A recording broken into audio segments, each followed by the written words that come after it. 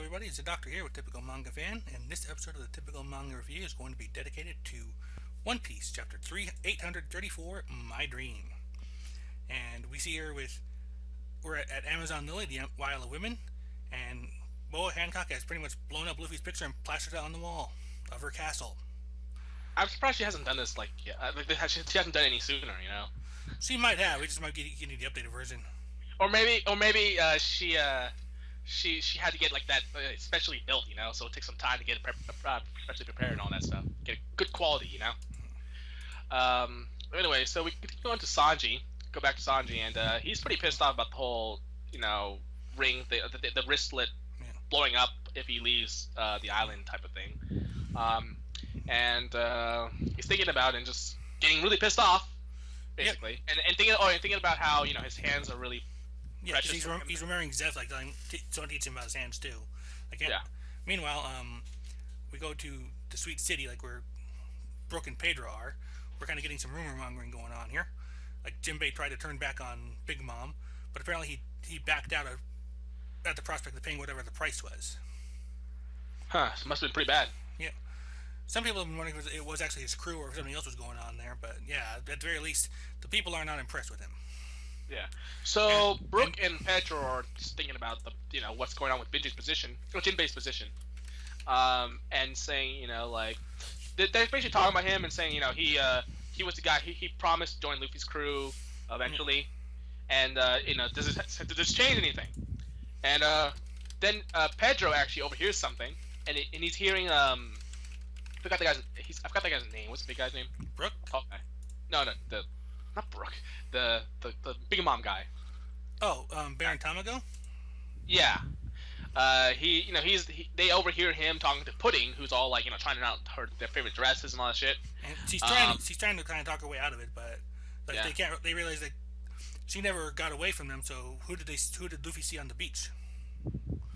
On the coast. Oh yeah, well, I mean, obviously it's the forest, right? Well, we know that, but they don't. Yeah. Yeah. Well, we known that since the beginning, though. Mm-hmm. It's like, I forgot what kind of fairy tale is that? We talked about this. Like, what fairy tale was? Hansel and Gretel would be one option on there because they're going through the forest. Yeah. And also noteworthy here that Pedro recognizes Baron Tamago. Yeah. And as it turns out, it's because I think they were partners, right? Well, that's not brought up here. He's talking about Tamago mentioned he was partners with Peckhams. And we kind of got that impression with them already. Oh, but, yeah. And Tamago's getting a report that basically, like, they know the Straw Hats are on the island. Oh, shit! They don't know where Pedro and Brook are. And they know where the ship is, too. Yeah. Also, they also have, like, a poster that just says rabbit mink for carrot. And apparently they said leopard for Pedro, but this is actually kind of an important thing because Tamago also does know Pedro. Like, it goes both ways. Yeah. And identifies him properly as a jaguar. Yeah, get that right, asshole. And basically he says, like, he was when he's like, oh, when I discovered that he still lived, I considered taking him to Mama and begging her for forgiveness. I think he's talking about Peckhams, right? Yes. Yeah, he's talking when he found Peckhams, he was considering, you know, letting Peckhams explain himself, basically. But he said, you know what, you know, especially because we've been together for so long. But now, you know, basically, things have not gone well with Peckhams. Yeah. And then we switch to the northeastern coast of Hoki Island. Where see Capone Gang Bays and his wife Charlotte Chiffon, the 22nd daughter of Big Mom. Yeah, we have seen her before, and she looks like a dead ringer for Lola. Also, you know, I just realized the thing there might be for her a roll cake. I don't know what the English. There's an English name for it specifically, like something we call it, like a hostess cake, something like that, some kind of name for it, but I can't remember what it was. Like the cake, but in any case, we got that. No, not Ho-Ho would probably close it actually. But I just want to point out that I don't know what's weirder, the fact that the baby looked exactly like the father, or the fact that he's also smoking. Well, he's not smoking. I think he's just a cigar pacifier. Oh, okay, yeah, but right. That does not explain the stubble. Yeah, that too. Yeah, and it's like Capone actually kind of really enjoying it. It's like you're a good boy, but you better be a badass when puberty kicks in and do your old man proud. I like Capone's like, I think I just thrown up a little. Yeah. So, I mean, obviously, if Capone's an asshole, but yeah, Capone's a jackass. It's like he's kind of like just kind of pretending he's poetic and all that. It's like Peckhams, I gave you a way out. Well, what's about to happen here? It's all on you. So apparently he's going to betray Big Mom because that's what it seems to be getting here. And it seemed, and I think that they actually hinted that like Capone always seemed to have his own like plans in motion. And Peckhams was pretty pissed off about that because he's actually pretty loyal to Big Mom despite the whole leading the Straw Hats into them. Yeah, and Peckhams is like, he warns Capone that underestimating Mama will be his downfall. Yep, and then but then Capone's like, nope, and he shoots Peckhams, and Peckhams falls off the cliff. And I highly doubt he's dead because one, no one ever dies in One Piece except for like Ace and like Whitebeard. Yeah. Two is that I think he's a little too important to be dead just yet. Plus, they point out like a bunch of sharks are in there. It's not like if there are convenient fishmen around that might rescue him. Yeah. Anyway, and now we go to Whole Cake Chateau, Big Mom's throne room, basically, where it's her, Caesar, and edible and desserts with faces. And Caesar had actually been working for Big Mom against his will, unfortunately. Yeah. But Big Mom basically says that her dream is to become family with all the races of the world, and basically to have a meal with her family at eye level while sitting around, not a care in the world. She just wants to eat everything.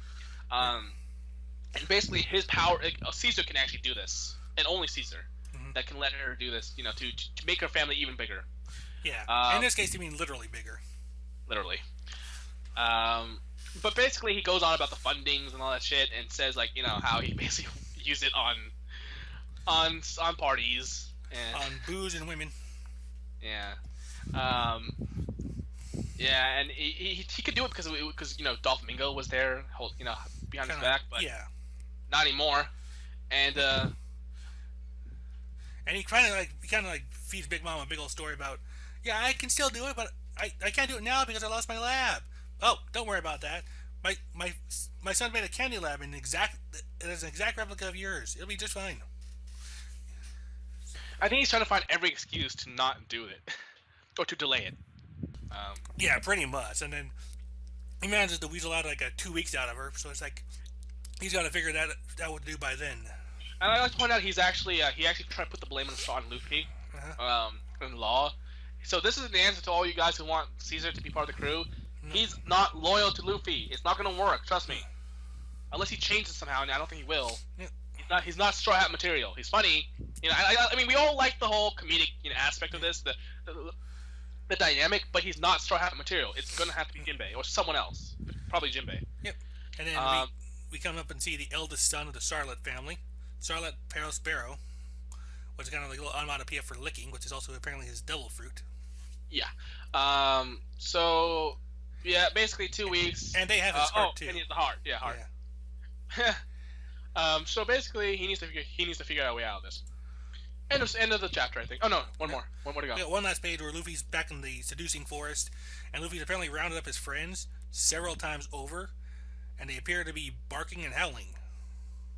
And there's somehow pudding in there. Pudding, Sanji, and multiple puddings and Sanjis.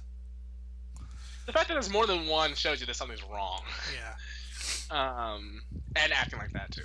Yeah. So basically, he's obviously the forest is probably playing an illusion. Yep. Going all Sasuke Aizen on everyone. Yep. Maybe that's his Bankai. Yeah. Something here. One thing I saw as kind of a post that suggests that helping out the buried guy will probably be the key to getting out of this. Probably.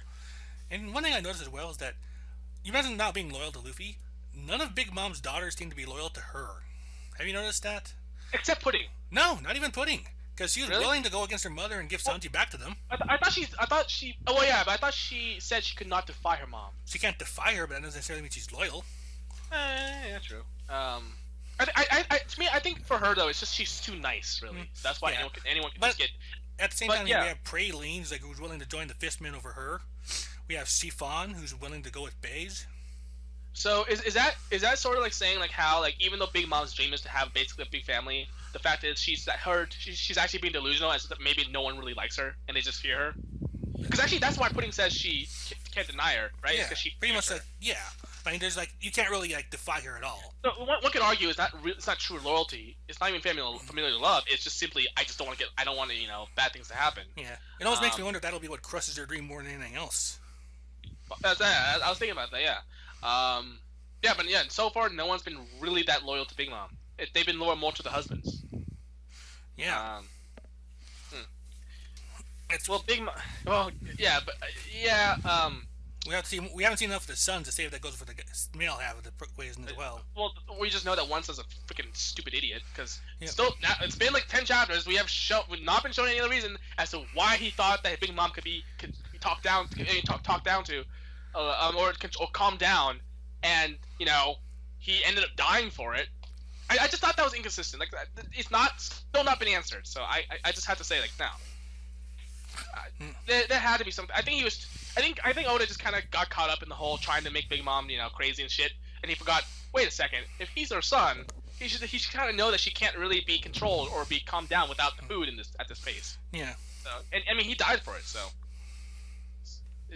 far the sons have been shown to be either really weird, like the eldest son guy, because that guy looked weird as hell, or really stupid. Yeah.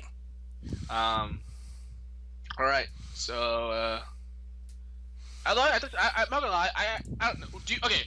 Do you think Pudding should actually join the crew? No.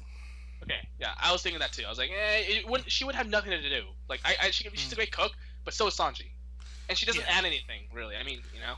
I mean, while it's not necessarily a requirement in and of itself, it is a major thing that none of them are really useless. I mean, even Vivi wasn't during her time on the crew. Yeah. Not entirely. I mean, unless we find out that Pudding can do something crazy. And actually, that reminds me. So if Pudding is not... That means that there's another daughter. If you think about it, right? Mm-hmm. That has the third eye. Well, we haven't seen enough to say for sure about that. I mean, that's what I'm saying. Like, if Pudding is not... Right. Then that means that there's another person. She could be the oldest daughter. Who knows? Because we actually know that... Well, I doubt that just because the oldest daughter...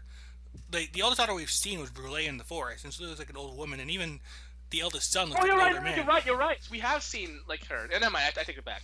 I mean, obviously, the oldest... I mean, they're all old, so never mind. I take that back. Yeah, Brule is like the eighth daughter, but she still looks pretty... Who knows what devil fruit they have, Mm-hmm. But I'll say this. Some of the daughters look exactly alike, like Lola and this one, and then... So I wouldn't be surprised if that was a separate person altogether. Yeah, or maybe they had the same father or something. Yeah.